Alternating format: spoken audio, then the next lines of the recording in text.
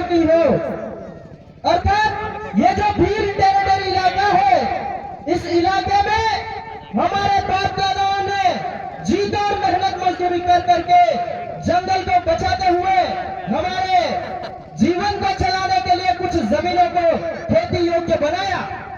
लेकिन उस खेती योग्य जमीनों के ऊपर सरकारें कभी बड़े बड़े हाईवे निकालती है, तो कभी बड़े बड़े बांध बनाती है, तो कभी बड़ी बड़ी मूर्तियों की स्थापना कर करके हमारे आदिवासी भाइयों को विस्थापित करने का काम कर रही है। ऐसे में हमको यह समझने की जरूरत है कि आखिर यह सरकार इस तरीके की कारतूतें क्यों कर रही है।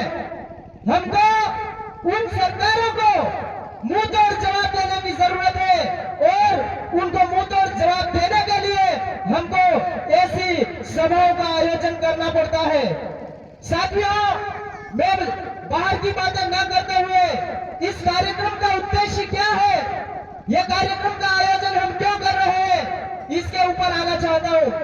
साथियों, आप देख पा रहे हैं या जितने भी खेत आपको दिख रहे हैं, लगभग यहाँ पर गेहूं की फसलें लहला रही है। साथ ही आप देख रहे हैं जो कपास की फसलें हैं, उसमें इतना जोरदार कपास लगा हुआ है, लोग बीन नहीं पा रहे हैं।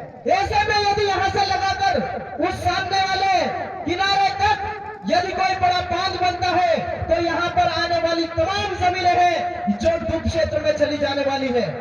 और इन्हीं जमीनों को बचाने के लिए हम आज हमारे भगवान बिरसा मुंडा की मूर्ति का स्थापना कर रहे हैं।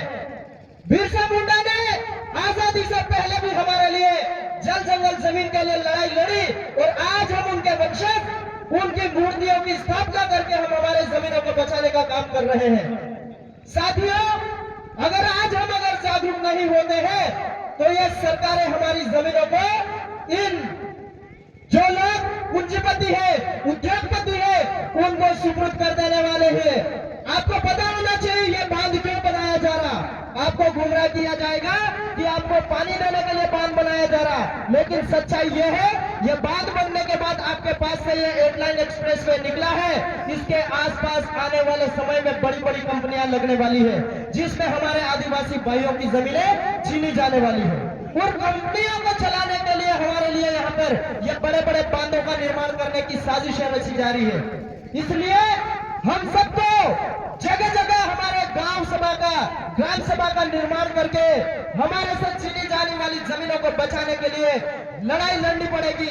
इसके लिए हम सभी को एक जाजम पे आकर के आदिवासी परिवार की विचारधारा को मानते हुए जगह जगह हमें जागरूकता अभियान चलाने पड़ेंगे।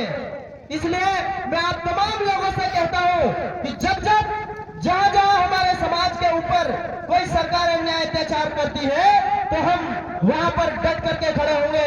साथ ही मैं आपसे भी आग्रह करता हूं कि जब भी ऐसे कार्यक्रम होते हैं आप निकलिए, घर परिवार से निकलिए। आज यहाँ के लोगों की समस्या है, कल किसी और गांव की समस्या होगी, परसों कहीं और की समस्या होगी। इसलिए कंधे से कंधा मिला करके लड़ना सीखे।